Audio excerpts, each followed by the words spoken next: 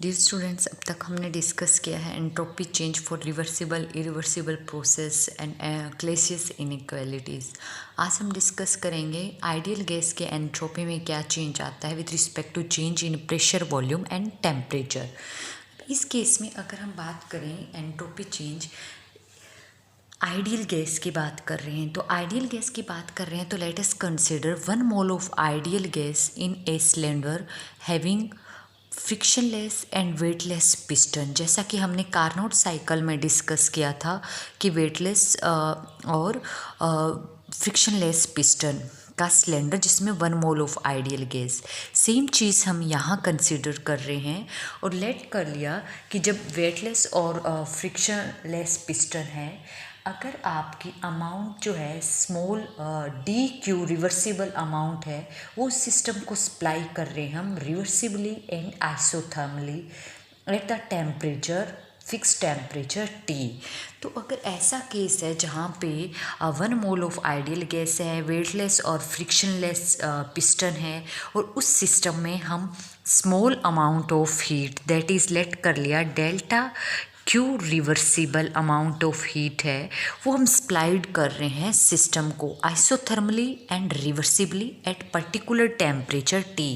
तो उस टाइम पे जो एंट्रोपी में चेंज आएगा सिस्टम की या उस गैस की एंट्रोपी में चेंज आएगा, उसे हम क्या लिख सकते हैं, डी एस है वो इक्वल होगा डी क्यू रिवर्सिबल। ये हम सिस्टम को ही सप्लाई कर रहे हैं हम, तो हीट क्या है, पॉजिटिव साइन आएगा और किस टेम्परेचर पे कर रहे हैं, टी टेम्परेचर पे। Here name this equation is equation number 1। अब हमें एंट्रोपी में चेंज देखना है कि जब हम प्रेशर, वॉल्यूम और टेम्परेचर में चेंज करते हैं। अब हमारे पास एंट्रोपी है वो टेम्परेचर के वेरिएबल में तो है, लेकिन प्रेशर एंड वॉल्यूम के वेरिएबल्स में नहीं है। तो हमें जो ये एंट्रोपी की ये रिलेशन है, इसको प्रेशर, वॉल्यूम और टेम्परेचर में चेंज करना है। तो इसके लिए हमने लेट कर लिया यहाँ पे according to first law of thermodynamics. Thermodynamics का फर्स्ट लॉ क्या कहता है, रिलेशन बताता है between internal energy work done and the heat change के बीच में। वो क्या कहता है, according to first law of thermodynamics, D U equal होगी D Q plus D W. यहाँ से हमें क्या लिख सकते हैं, अगर बात है वो रिवर्सिबल केसेस की हो, तो रिवर्सिबल केसेस में अगर नॉर्मली डी क्यू है, यहाँ से रिलेशन डी क्यू क्या आ जाएगा, D you change in internal energy minus work done. अब ये जो प्रोसेस है फर्स्ट लॉ ऑफ थर्मोडायनेमिक्स है, ये तो हर चीज़ के लिए फॉलो होगा, चाहे वो रिवर्सिबल हो या फिर वो इरिवर्सिबल हो। तो इस केसेस में ये इक्वेशन जो है ये रिवर्सिबल के लिए भी ट्रू होगी। तो from here we can write d q reversible will be equal to d u minus d डब्ल्यू। Here this is equation number 2। अब इस केस में जब बात हो रही है, एक्सपेंशन हो रहा है, वर्क डन है, अगर रेस्ट्रिक्टेड हो to the work of expansion, हम वर्क डन की रिलेशन यहाँ पे क्या लिख सकते हैं, ये भी फर्स्ट जहाँ लॉ ऑफ थर्मोडायनेमिक्स वहाँ डिस्कस किया था। If work done is the work of expansion against pressure P, then d डब्ल्यू will be equal to minus of P D V. Put this value of work done in equation number 2, we get dq reversible work done heat will be equal to du minus already sign था, अब minus ये किस में convert हो जाएगा, du plus P D V. तो इस equation को मैंने नाम दे दिया here equation number 3। Now put the value of heat change reversible, यानी कि डी क्यू रिवर्सिबल की वैल्यू पुट करनी हमें किस में, इक्वेशन नंबर 1 में। इक्वेशन में पुट करने के बाद हमारे पास रिजल्ट क्या आएगा,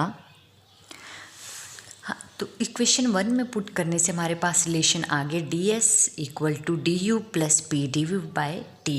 इस इक्वेशन को हम लिख सकते हैं, टी इधर ले आएंगे, T D S will be equal to d U plus P D V. Here name this equation number 4। अब इस केसेस में हमने पता है यहाँ पे जो डी एस है वो किसकी, वॉल्यूम की टर्म में आ गया, डी यू की आ गया। लेकिन इंटर हमें किस टर्म में चाहिए, हमें प्रेशर, वॉल्यूम एंड टेम्परेचर की टर्म में चाहिए। तो यहाँ से हमें पता है for 1 mole of ideal gas internal energy है वो किसके इक्वल होता है, for 1 mole of ideal gas here हमने पढ़ी है एक relation, heat capacity at constant volume is equal to d U by d T. From here d U है वो किसके इक्वल होगा, डी यू इक्वल हो जाएगा heat capacity at constant volume into D T. Clear है, this is equation number 5। Put this value of D U in equation number 4। तो from here we get T D S equal to C V D T plus P D V. This is equation number 6। इस equation में हम देखते हैं कि जो पूरी term है टेम्परेचर भी है यहाँ पे, वॉल्यूम भी है, प्रेशर भी है। हमें तीनों वेरिएबल्स के साथ ही चेंजेस देखना है, लेकिन सबसे पहले हम किन्हीं 2 वेरिएबल में चेंज करेंगे। 2 वेरिएबल में चेंज करने के लिए जैसे यहाँ पे वॉल्यूम भी है, टेम्परेचर भी है, प्रेशर भी है, तो हमें पता है कि for 1 mole of ideal gas we can write that P V equal to R T. From here, P will be equal to RT by V. This is equation number 7. Put the value of P from equation 7 in equation number 6. We get the result T ds equal to CV dt plus में P की जगह क्या आ जाएगा, RT by V dV। Equation number 8। Divide this equation number 8 by temperature. Both side अगर हम T से divide कर दें, या फिर कह सकते हो कि ये टेम्परेचर इधर मल्टीप्लिकेशन में इधर हम ले आएँ तो वो डिवाइड में आ जाएगा। डिवाइड में आते ही क्या चेंज आएगा, इधर लेफ्ट साइड क्या रहेगा, सिंपल डी एस, यहाँ पे क्या आ जाएगा C V into D T by T, plus में टी से टी कैंसिल हो जाएगा, R D V by V. This is equation number 9। Clear है। अब हमारे पास जो ये रिलेशन आई है ये एंट्रोपी है, किस टर्म में आ गई है, सिर्फ और सिर्फ टेम्परेचर एंड वॉल्यूम में।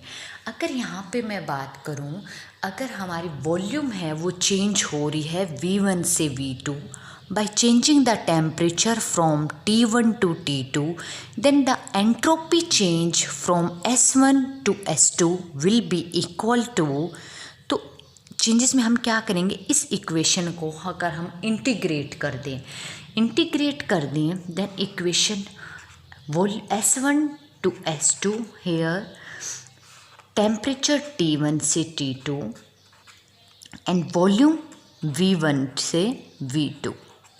अब यहाँ इंटीग्रेशन करेंगे तो डी एस का S1 से S2 इंटीग्रेशन है, डी एस का इंटीग्रेशन S, फिर क्या हो जाएगा S2 माइनस S1, यानी कि सिंपली मैं लिख सकती हूँ यहाँ पे डेल्टा S। सी वी है वो क्या हो जाएगा, कांस्टेंट है, एट पर्टिकुलर पॉइंट इसको कांस्टेंट मान ले, तो डी टी बाई टी का इंटीग्रेशन क्या होगा, नेचुरल लॉगरिथम ऑफ टी, और कहाँ से कहाँ, लिमिट T1 से T2।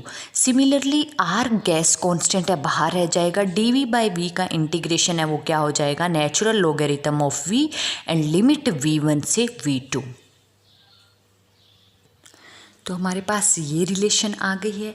यहाँ से डेल्टा S है वो क्या हो जाएगा, C V natural logarithm T2 by T1 plus में R into natural logarithm here V2 by V1.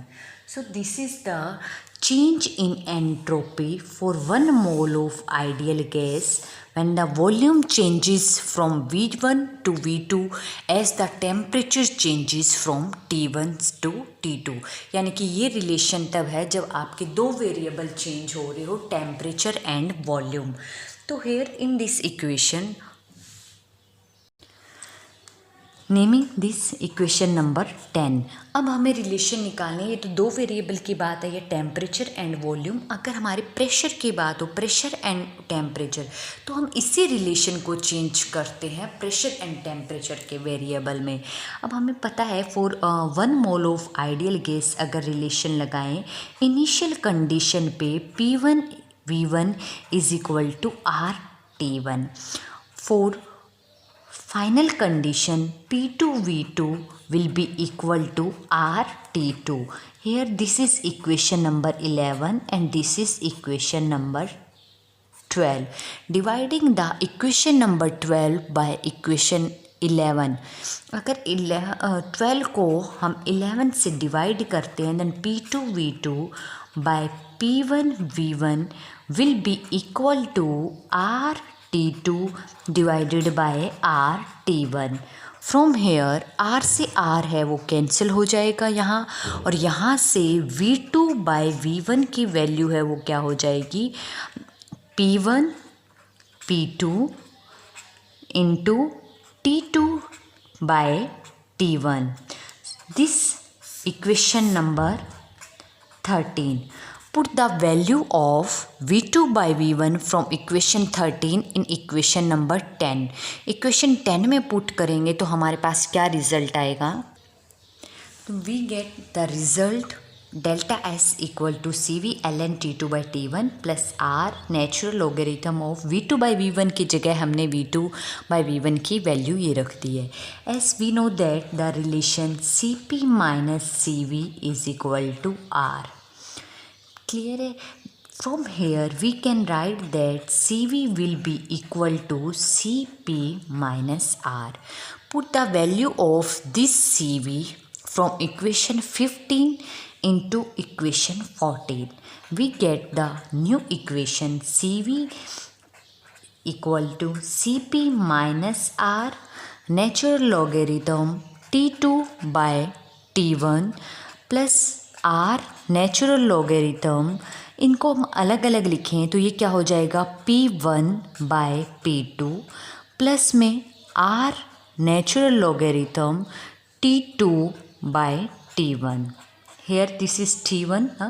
तो natural logarithm x into y को हम लिख सकते हैं natural logarithm of x plus y. तो जस्ट वही रिलेशन लगा के यहाँ सेपरेटली लिख दिया. अब इसको अगर और हम क्लेरिफाई करें, इसको मल्टीप्लाई कर दें तो CP natural logarithm T2 by T1, यहाँ पे माइनस R के साथ मल्टीप्लाई होगा तो R natural logarithm T2 by T1 here plus में ये same R natural logarithm P1 by P2 here plus में R natural logarithm T2 by T1. यहाँ आप देख रहे हैं कि एक टर्म है वो सेम हो गई है, R एक पॉजिटिव है एक नेगेटिव, जस्ट कैंसिल आउट हो जाएगा. और जो हमारे पास चेंज इन एंट्रोपी बचा है वो सिर्फ दो वेरिएबल्स की टर्म में है. किस किस में, temperature and pressure. So we can say that this is the relation और equation for change in entropy when pressure of a gas changes from P1 to P2 as the temperature changes from T1 to T2. So this is the relation when temperature and pressure दो variables में जब change हो रहे हैं.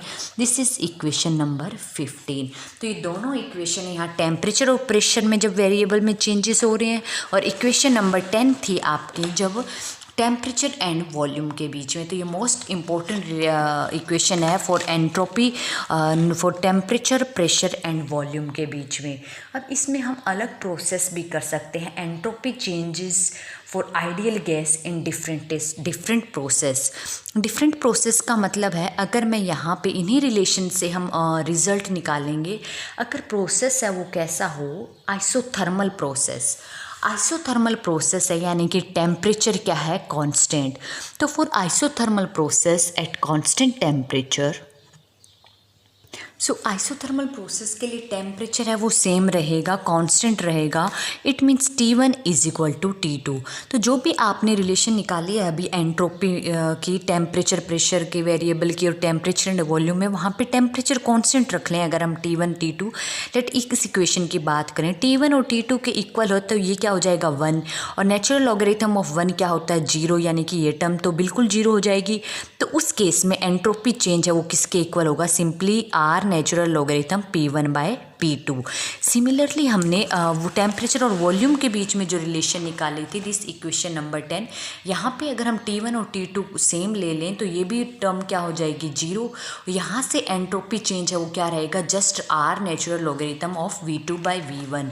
तो for isothermal process के लिए entropy में चेंज आएगा वो कितना आएगा, either R natural logarithm P1 by P2 या फिर R natural logarithm V2 by V1। In terms of pressure भी एंट्रोपी चेंज निकाल सकते हैं अगर हमारे पास प्रेशर है, चेंज इन प्रेशर, और या फिर हमारे पास चेंज इन वॉल्यूम है तो भी हम एंट्रोपी चेंज निकाल सकते हैं फॉर आइसोथर्मल प्रोसेस।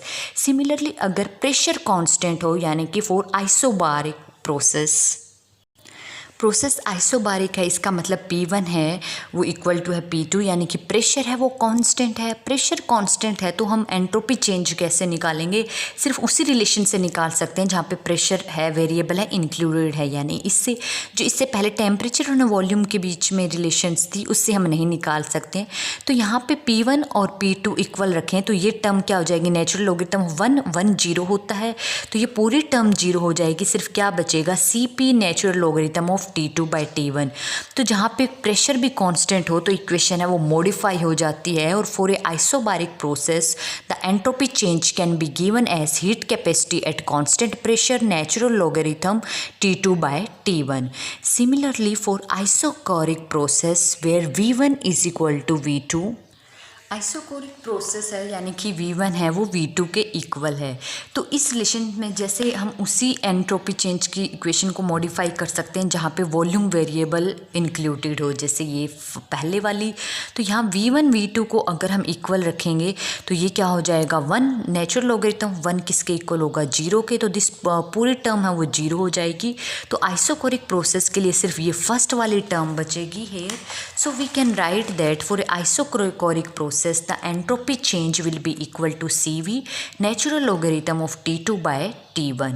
अब इन सब में हमने ये देखा है यहाँ पे कि जो लॉगरिथम है वो नेचुरल लॉगरिथम इंक्लूड हो रहा है ln। अगर हमें नेचुरल लॉगरिथम वो लेना है जिसमें बेस 10 हो, log 10, तो वहाँ पे हमें क्या करना पड़ेगा, log में कन्वर्ट करने के लिए जस्ट 2.303 से मल्टीप्लाई करना पड़ेगा। तो ये सारी इक्वेशंस थी, वो थी एंट्रोपी चेंज की equation for an ideal gas with respect to change in pressure volume and temperature. जब दोनों वेरिएबल चेंज हो रहे हैं तब क्या हो रहा है, दोनों में से कोई एक कांस्टेंट, तीन में से कोई एक कांस्टेंट है तो क्या चेंजेस हो रहा है, ये सब रिलेशन हमने निकाले। ये तीनों तीन यहाँ isobaric, isochoric and isothermal process, और दो इक्वेशन एंट्रोपी की विद रिस्पेक्ट टू दो वेरिएबल टेम्परेचर एंड वॉल्यूम, और एक थी टेम्परेचर एंड प्रेशर। तो ये 5 इक्वेशंस है एंट्रोपी चेंज की, ये मोस्ट इंपॉर्टेंट है for numerical problems included in entropy changes. Now है कि एंट्रोपी चेंज, ये तो था आइडियल गैस के अगर प्रेशर वॉल्यूम टेम्परेचर चेंज हो रहा हो। अगर आइडियल गैसेस जहाँ पे पूरा फिजिकल फेस ही चेंज हो रहा हो उस टाइम पे एंट्रोपी में क्या चेंज आता है। So entropy change during the phase change. Phase change के में पॉसिबिलिटी है कि जब हम कोई सॉलिड सब्सटेंस है, सॉलिड को मेल्ट करते हैं तो सॉलिड किस में कन्वर्ट होता है, लिक्विड में। इसका उल्टा क्या होगा, जब हम किसी लिक्विड को फ्रीज करते हैं तो वो किस में कन्वर्ट होगा, सॉलिड में। यानी कि सॉलिड से लिक्विड या फिर लिक्विड से सॉलिड में फेस चेंज। दूसरी पॉसिबिलिटी है कि जब हम लिक्विड को इवोपरेट करते हैं तो लिक्विड किस में कन्वर्ट होता है, गैस में। या इसका उल्टा क्या होगा, जब हम गैस को कंडेंस करते हैं तो गैस किस में कन्वर्ट होता है, लिक्विड में। इसी तरह से तीसरी फेज ट्रांसफॉर्मेशन है जब हमने ये देखा है कि एक कंपाउंड है या कंपोनेंट्स है वो more than one crystalline form में एग्जिस्ट करता है। तो इसी तरह उसे किसी एक पर्टिकुलर क्रिस्टलाइन फॉर्म से किसी अदर क्रिस्टलाइन फॉर्म में चेंज होना, तो ये क्या है, फेज चेंजेस के एग्जाम्पल है। तो जब कोई सब्सटेंस फेज चेंज करता है उस टाइम पे एंट्रोपी में कितना चेंज आता है। अब हमेशा फेज चेंज है वो आइदर तो अब्जॉर्प्शन ऑफ एनर्जी होगा या फिर रिलीज ऑफ एनर्जी या रिलीज ऑफ हीट होगा। ऐसा कैसे हो सकता है, जैसे कि हम सॉलिड को मेल्ट करते हैं तो ड्यूरिंग मेल्टिंग जिस पॉइंट पे हम ये कहते हैं जिस टेम्परेचर पे सॉलिड है वो लिक्विड में कन्वर्ट होता है उस टेम्परेचर को मेल्टिंग टेम्परेचर कहते हैं या मेल्टिंग पॉइंट। तो कई बार जब फेज चेंज होता है, मोस्टली जिस टाइम पे फेज चेंज होता है सॉलिड लिक्विड में कन्वर्ट होना शुरू होता है, तो जब तक सॉलिड पूरा लिक्विड में कन्वर्ट नहीं हो जाता तब तक टेम्परेचर है वो फिक्स रहता है, कांस्टेंट रहता है।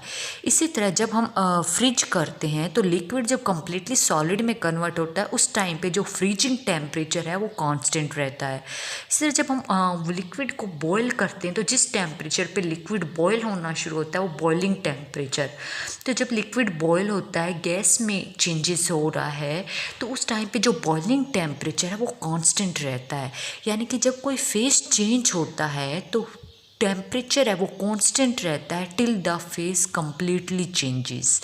तो उस टाइम पे ड्यूरिंग फेज चेंज जो भी हीट अब्जॉर्ब या रिलीज होती है उस हीट को बोलते हैं लेटेंट हीट। लेटेंट हीट को हम कैसे डिफाइन कर सकते हैं, we can define as the latent heat is the heat evolved और absorbed during the phase change thus does not change the temperature. Clear है। तो अगर हम बात करें लेटेंट हीट को डिनोट करें, हो सकता है वो लेटेंट हीट जब सॉलिड मेल्ट हो रहा है तो उसे हम बोलेंगे कि ये है लेटेंट हीट ऑफ मेल्टिंग। अगर फ्रीज हो रहा है तो उसे हम बोलेंगे लेटेंट हीट ऑफ फ्रीजिंग या फ्यूज़न। अगर इवोपरेट हो रहा है तो हम बोलेंगे लेटेंट हीट ऑफ वेपराइजेशन। अगर कंडेंस हो रहा है तो हम बोलेंगे लेटेंट हीट ऑफ कंडेंसेशन। तो डिपेंड करता है, जैसे मेल्ट होगा तो हीट अब्जॉर्ब होगी, फ्रीज होगा तो हीट इवॉल्व होगी, लिक्विड इवोपरेट होगा तो हीट अब्जॉर्ब होगी, अगर गैस कंडेंस होगी तो हीट है वो रिलीज होगी। तो डिपेंड करता है प्रोसेस पे, कहाँ हीट अब्जॉर्ब हो रही है, कहाँ हीट इवॉल्व हो रही है। तो उस टाइम पे एंट्रोपी में चेंज कितना आएगा, अगर हम डिनोट करेंगे entropy change that is delta S during phase change will be equal to the latent heat. Latent heat को मैं डिनोट कर सकती हूँ delta L H. This is the latent heat of phase change. वो vaporization भी हो सकता है और मेल्टिंग भी हो सकता है, और वो किस फिक्स टेम्परेचर पे हो रहा है। तो ये फॉर्मूला है during phase change entropy change का। अब हम स्टेप वाइज डिस्कस करेंगे। अगर सॉलिड मेल्ट हो रहा है, इफ़ सॉलिड मेल्ट, उस टाइम पे क्या होगा, एंट्रोपी ऑफ मेल्टिंग और we can say the entropy of fusion can be given as delta S. F denote कर रहा है एंट्रोपी ऑफ फ्यूजन और we can say entropy of melting will be equal to the latent heat of fusion divided by temperature at which fusion takes place. तो जहाँ पे अगर fusion हो रहा है तो TF, अगर मेल्ट हो रहा है तो we can say that this is a melting temperature. So by this relation we can give the entropy of melting और entropy of fusion. Similarly entropy of vaporisation will be equal to delta SV, V for vaporisation, will be equal to the latent heat of vaporisation divided by boiling temperature, क्योंकि liquid evaporate किस temperature पे होगा, boiling temperature पे। तो here by this relation we can calculate the entropy change for the vaporization or when the phase changes from liquid to vapor. So by these relations we can determine the entropy changes during phase changes, and the entropy phase changes में भी entropy की unit है वो same रहेगी, because latent heat divided by temperature है। Heat हो सकता है कैलोरी की फॉर्म में हो या फिर जूल की फॉर्म में, और टेम्परेचर है वो केल्विन में, और एंट्रोपी है वो जो है एक्सटेंसिव प्रॉपर्टी अमाउंट पे डिपेंड कर रही है। तो हीट अगर कैलोरी में है तो एंट्रोपी की यूनिट क्या हो जाएगी during phase change, calorie per kelvin per mole, और अगर जूल की फॉर्म में है latent heat then joule per kelvin per मोल।